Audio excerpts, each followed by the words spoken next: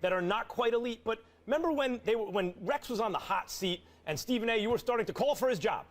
And I was here saying, look, now he's embattled. His back is up against the wall. You know when it pays to be a player's coach? Right now. Because if these guys have any love for him and he knows what he's doing at all, they will rally around him, and that's what happened. Do you know when a player's coach has a hard time motivating his players? When they play normally in Buffalo and they're on the road in Miami in what's considered not the toughest divisional game. That's when a player's coach's team, I don't know if you can judge them. Buffalo team goes to Miami for a road game. They have a player's coach, kind of a lenient coach. Maybe they don't show up with their best performance. Same thing happens in the NBA when they go to LA sometimes. It's that kind of town. Very simplistic for me. Rex Ryan is approaching his 6th consecutive year as a head coach in the National Football League, where he will be outside of the playoffs looking in. This is a devastating loss for the Buffalo Bills because of what it means in the AFC, considering the quality of teams in the AFC North and the AFC West in terms of the wild card spot, because we all know that Buffalo ain't winning the AFC East. You combine that with the fact that, Max, what did I say earlier in the show? It's about who you are, what your signature is, what your gift is. This man is a head coach because of how adroit, how skilled, how pristine he was as a defensive coordinator. You have the 27th ranked defense against the run in the National Football League. If you have problems on offense, but your defense is stout, we're not having this discussion. But the combination of you not making the playoffs, combined with what the reason would be this year, which would be your defense, is what makes this unforgivable. Tyrod Taylor's got to play better, I think. LaShawn McCoy wasn't healthy. He shouldn't have been out on the field. And now they're saying he might not be ready against New England because of it, too. When you have the opponent backed up, like in their, what, 5 or 10 yard line, what, an 8 yard line in the fourth quarter, and you have a lead, you're supposed to win that game. But the point is, without their best player on offense, they lost the game close. The defense has been good at hitting the quarterback, not great against the run. We asked you guys earlier in the show, are the Eagles a legit threat to the Cowboys? The results are in, and 56% say yes. So we're kind of right down the middle on that one. I'm saying they could be right, but at the end of the day, considering how Dallas is winning and considering how the Eagles have lost or struggled, I'm worried about the Eagles in this question. I think we could have, I know they're in first place at the moment. I think we could have phrased the question opposite. Are the Cowboys a legit threat to the Eagles? The Eagles, actually, best point differential in the NFC. So why are you going to talk about how the question should be phrased? You trying to say you don't want a debate, that you want Kevin and Antoine and Brian and Stephanie's job? Is that what you're trying to say? You're trying to say you don't want to be on the set? You want to tell them how to frame the question? Make the show a lot easier for you. You're going to be in Cleveland tomorrow, huh? Yes, I will be in Cleveland. The ring ceremony with the Cleveland Cavaliers, watching LeBron, having brought a championship back to Max and I will be in Miami. Have fun. I'm looking forward to it. We're going to be in Miami. Going to Miami. Yeah, we are. Yeah, we are. For the rest of the week, have fun in Cleveland. Welcome Ryan Clark to the desk. Good to see you. But I got to start with you, my friend over here. You going to start with Kermit? That's his version of Kermit. Yeah, you going to start with Kermit. You got the green. Excuse me, Stephen A. Did the Redskins prove they are who you thought they were? Yeah, they did. They did. Bravo again. Let me say something, man. You know, this last week is kind of, I don't want to say tough because it really doesn't faze me. I mean, Brian Mitchell and Doc Walker threw me for a little loop because I love the brothers, but, you know, they were getting on me because I had the audacity to sit up there and say that, you know what, you focus on something bigger than the NFC East. I apologize. I was wrong. Maybe you should focus on just the NFC East because you're in danger of not getting that. I mean, my Lord, all of this stuff, all I did, Max, Ryan, all I did was this. I said, hey, y'all beat the Eagles, all right? And you roll out there and you're like, yo, we kings of the NFC East. But you're in second place. You lost to the first place team in the division, which is the Cowboys already. You got bigger priorities. You got Kirk Cousins that bet on himself with the franchise $19.95 million tag. You got Pierre Garçon and Deshaun Jackson, who can ball, both entering the last year of his contracts. You got Doxson, who can play, okay, and he's got skills and a tremendous upside. The future could potentially be bright. Matt Jones showed us something against the Philadelphia Eagles. I like this brother. Defensively, even though they've been struggling a little bit, you got Kerrigan and the crew. They can do some things. They can get at a quarterback. And, of course, there's the great Jay Gruden, because we know he he's great just by his name alone. Let's be clear about that. We know that he's great. It takes time out of his busy schedule to comment about me. You know, I think it was very, very unfair. This guy has no clue about how hard we're working. Who gives a damn about hard work? It's results. We assume, far be it for me, Ryan, am I wrong in assuming that NFL players automatically work hard? I'm assuming that you work hard. I'm assuming that you're putting forth the max effort. That's what we're getting on me about now? Oh, he doesn't know how hard we work. I know you haven't been to a Super Bowl since 1991. I understand that. I think that when we're talking about that, we're going to talk about Jerry Jones and the Cowboys and how they ever won a Super Bowl since 1995. How did we let this fly over our head that the Redskins hasn't been to a Super Bowl since 1991? And then after all that noise you made adopting the victim's mentality, talking about how dare he say such a thing, you go out and lose to the Detroit Lions? Now, don't make me wrong. I think Coach Caldwell's doing a good job with them right now. They're on the come up. Stafford is balling. They're on the come up. There is no Megatron, but I'm going to repeat, there's no Megatron. There's no Megatron. So Matthew Stafford connected with Anquan Bolden. Love Anquan, no doubt. How old is he? I mean, You're younger than me. He's gonna be here soon. You understand what I'm saying? He's going to be working on television soon, someday in the future. I mean, it ain't like he's a young stud on the come up now, and that's who beat y'all for the game-winning touchdown. I'm just saying, Redskins. Bravo. Yeah. Bravo.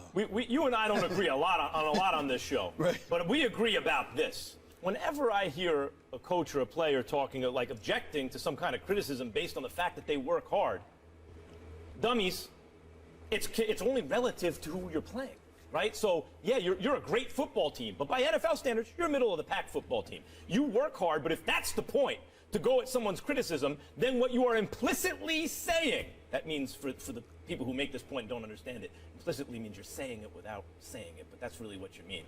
What you're saying is that you work harder than everyone else, or else what's the point in saying you work hard? It's just, it's only relative to the other teams. So you're saying you work harder than the Giants, than the Cowboys, and then the Eagles? Is that what you're saying? Because if not, you're mediocre. That's okay. In the NFL, it's worse things than being mediocre. You're in the middle of the pack. You have a shot at the playoffs. You're 4-3, and you do have a win against the Giants, who are also 4-3, but that win could have easily gone the other way, just like your loss to the Cowboys could have easily gone the other way. Washington has certainly, and I won't even say their name, I think it's an offensive name, by the way, but Washington has certainly... You've been consistent about that. It's offensive. Washington has certainly been a normal kind of NFL team and has done nothing to distinguish themselves in a suddenly underrated maybe NFC East going into the season. Everyone's laughing at the NFC East. Maybe it's the best or second best division as it turns out in football at the moment. Okay, fine. There are worse things to be, but to react that way over criticism where someone correctly points out you ain't special, you haven't distinguished yourself, is ridiculous. Well, listen, I caught it this week on Twitter thanks to you guys, right? Because it was like, hey, Ryan, why aren't you defending us? Why aren't you saying so? I said, first of all, You said Stephen A's right. Well, what I said was last time I checked, when two men have a disagreement, men disagree. I said, but if they ask me on TV, I'll talk about it. So when you talk about the Washington Redskins, when you say they are who we thought they were, it just all depends on who you thought they were. If you thought they were a pretty good football team, a football team that could go 9-7, a football team that maybe ekes out a 10-6 record, then you were right. I don't think it's a bad football team. I think it's a football team that can be competitive. The issue with what you were saying was when you start talking about what people say in the tunnel and the way they feel, it seemed like they were saying more than just we won today over the Philadelphia Eagles. It seemed like they were talking about history. So when you talk about the history of this team, especially recent history, it's nothing to boast about. It's nothing to scream about in the tunnel. Now, you know Bake just as well as I do. Good dude. And so Bake is excitable. If you watch him, he's the big dude. You know, he dances. He gets the crowd hype. So he was doing what he does in keeping everybody upbeat about the positive things going on in Washington. And there are some positive things. But this game told me about the Detroit Lions.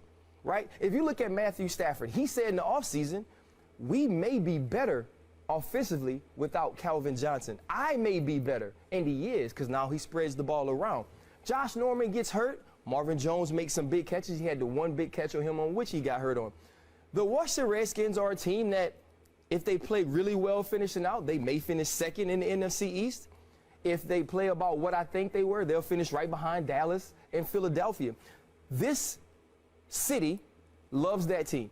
That's why they hate you right now. Well, listen, they're going to continue to hate me if they continue to lose, because I ain't going to let up. They wanted, they brought the attention on themselves. They got it. Well, you got to realize, they got Vikings, Packers, Cowboys. Good luck with that. Coming up. But here's the deal. This is how stupid it got in the nation's capital. You actually had people that were accusing me, like, what you going to do? You going to fight Baker? Excuse me? Me?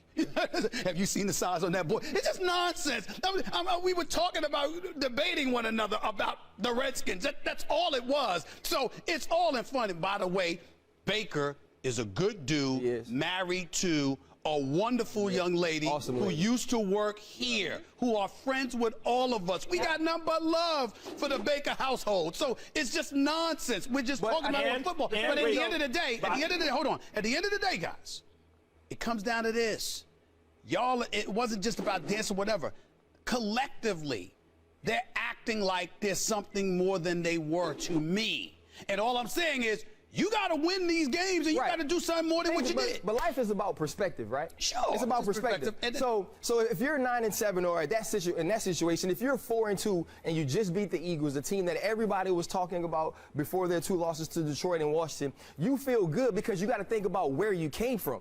Right? So in Gruden's first year, you go 4-12, and now you win the NFC East, and you've started the season 0-2, and you run off 4 straight. That is a good start to a season. That is a perspective-wise for those people. You have now won 4 games in a row and beat the team everyone was presuming was going to run away with the NFC East. So if you think about where they were and where they come, they're much more competitive than they were. When you're telling their story, you can do it that way. Or you can tell the story of the Detroit Lions and Matthew Stafford, who, by the way, you know, after looking like a top 5 talent at the position for years and years, maybe he didn't have the arm talent. He had the arm strength, but maybe not the talent to get it done, even though he put up big numbers. Over the last year now, I would say, full season, if you take the second half of last season and the first half so far, he is balling. And maybe it's not the story of Washington. Maybe it's the story of the Detroit Lions. If you look at Stafford, NFL ranks in pass completion percentage, passing yards, yards per attempt, yards per dropback. He's top 10 in everything, top 5 in a bunch. Boy, that's his 24th game-winning drive as well, though. In the fourth quarter. He likes it there. Last point. Washington Redskins, I think they're a very, very talented bunch who can make some noise in the NFC. I don't believe their target should be just about the NFC East. That's why I said, what have you done? You understand? And yes, I'm assuming, because you're running into the tunnel, I wasn't there. Of course I'm assuming. Who the hell doesn't know I'm assuming? I'm on national television. They're at the game. Okay? Of course I'm assuming, based on your reactions, that you're making something more out of nothing. That's my belief. I believe they should be better than what they are, but I also believe they're allergic to prosperity, which is why they are not.